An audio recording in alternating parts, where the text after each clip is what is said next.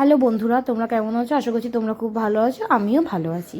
তো অনেক দিন ধরে ভিডিও দিতে পারছি না, তার জন্য তোমাদের কাছে আমি ক্ষমা চেয়ে নিচ্ছি। কারণ হচ্ছে আমার ফোনে একটু সমস্যা হয়েছিল, সেই কারণে আমি ভিডিও পোস্ট করতে পারছিলাম না। তো আজকের থেকে রেগুলার ভিডিও দেওয়ার চেষ্টা করব।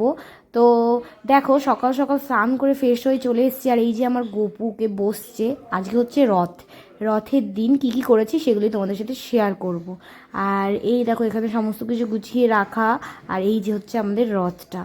তো চলো দেখতে থাকো কি কি আজকে প্রস্তুতি চলছে। আমি তো স্নান করে প্রথমে চলে এসেছি, আর পিছন থেকে আমার বোন আমাকে দেখছে। যেহেতু এই বাড়িতে গোপাল রয়েছে, তো আমি এই বাড়ি চলে এসেছি সকাল সকাল। তো মা ডেকেছিল যে চলে আয় সকাল সকাল, আমি একা কিছু পারবো না, একটু দুজন মিলে করে ফেলবো। তো যাই হোক, মা আর মেয়ে মিলে দুজন মিলে ঠাকুরের জন্য সমস্ত কিছু প্রস্তুতি পর্ব চলছে। আর তোমরা একটু জানো, আমার মা একটু অসুস্থ রয়েছে। যেহেতু কিছুদিন আগে ওনার অপারেশন হয়েছে, উনি সেভাবে কিছু পারে না। একটু ওনার সাহায্য না করে দিলে উনি একা একা পেরে ওঠে না। তো যাই হোক, এদিকে দেখো যা যা হবে সেই সব প্রস্তুতি চলছে। প্রথমে আমি আলুগুলোকে ভেজে নিচ্ছিলাম, আমি আর মা দুজন মিলেই করেছিলাম। মাঝে মাঝে আমি করছিলাম, মাঝে মাঝে মা করছিল। তো দেখো আলুগুলোকে ভেজে নিয়ে, আর এদিকে দেখো ছোটো আলুগুলোকে ভেজে নিচ্ছি। যা যা ভাজার ছিল সব ভেজে নেওয়ার পরে, আর এখানে মশলাপাতি সব তৈরি করা। আর এই দেখো আলুর দমটাও কমপ্লিট, এদিকে পাঁপড় ভাজাও হয়ে গেছে। একে একে সমস্ত তরকারি আস্তে আস্তে হয়ে যাবে। তো যেটা হয়েছিল সেটা হচ্ছে আলুর দম, পনির দিয়ে সোয়াবিন আলু দিয়ে তরকারি, আর হচ্ছে অল্প করে, মানে গোপুর জন্যেই অল্প একটু একটু করে সমস্ত কিছু পদ আস্তে আস্তে করেছিলাম। তোমরা দেখতেই পারবে ভিডিওতে সমস্তটাই। তো এইদিকে দেখো, আমার বোনকে একটা ভালো কাজ দিয়েছিলাম। আমি বলেছিলাম তুই ঠাকুর বাসনটা মেজে দে, তো আমি ভিডিও করছিলাম বলে আমাকে ভেঙাচ্ছিল। আর এদিকে দেখো সোয়াবিনের তরকারিটাও হয়ে গেছে। আর এই পায়েসটা রয়েছে, এই পায়েসটা হচ্ছে করেছিলাম, পায়েসটাও খুব সুন্দর হয়েছিল। ঠাকুরের জন্যই করা, অল্প করে। দেখতেই পাচ্ছ সমস্ত কিছু ঠাকুরের জিনিসেই করা। আমাদের বাড়িতে মানে আমার বাবার বাড়িতে ঠাকুরের সমস্ত সরঞ্জাম রয়েছে। আমার মা অল্প অল্প করে আস্তে আস্তে সমস্ত কিছুই গুছিয়ে রেখেছি। তো বাড়িতে কোনো পুজো টুজো হলে কোনো অসুবিধে হয় না, খুব ভালো লাগে। তো এদিকে দেখো আমি বসে গেছি পুজো করতে। পুজোটা আমিই করেছিলাম। তো প্রথমে গপুকে একটু কি বলে এটা, আমিই ভুলে যাচ্ছি, দই দিয়ে ভালো করে মাখিয়ে, সুন্দর করে মাখিয়ে দিচ্ছিলাম ওকে স্নান করাবো বলে। তারপরে দিলাম যেটা, সেটা হচ্ছে মধু। তো মধু দিয়েও ভালোভাবে স্নান করিয়ে দেবো, ভালো করে মাখিয়ে দেবো মধুটা। তারপরে দিলাম হচ্ছে ঘি। তো ঘি, মধু, দুধ, দই, আর হচ্ছে গঙ্গা জল, সমস্ত কিছু দিয়ে গপুকে ভালোভাবে স্নান করে দেবো। আর আমার বাড়ির গপুটা না ভীষণই কিউট, ভীষণই হাসি খুশি। আমার এত ভালো লাগে, এত হাসি খুশি। আমার হাসি খুশি দেখলে না খুব ভালো লাগে।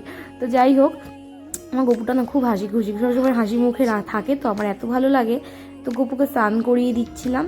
তো এই দেখো আমার গপু স্নান করছে, কি সুন্দর লাগছে আমার গপুকে। আমার গপু তো চুপটি করে বসেছিল। তারপরে গপুর ফাইনাল লুকটা দেখো, স্নান করার পরে একটা নতুন জামা পরিয়ে দিয়ে আমার গপুকে সাজিয়ে আমি সিংহাসনে বসিয়ে দিয়েছি। তো চলো, আর তারপরে হচ্ছে গপুকে কেমন লাগছে তোমরা অবশ্যই কিন্তু কমেন্টস করে জানাবে, এটা জানাতে কিন্তু ভুলো না।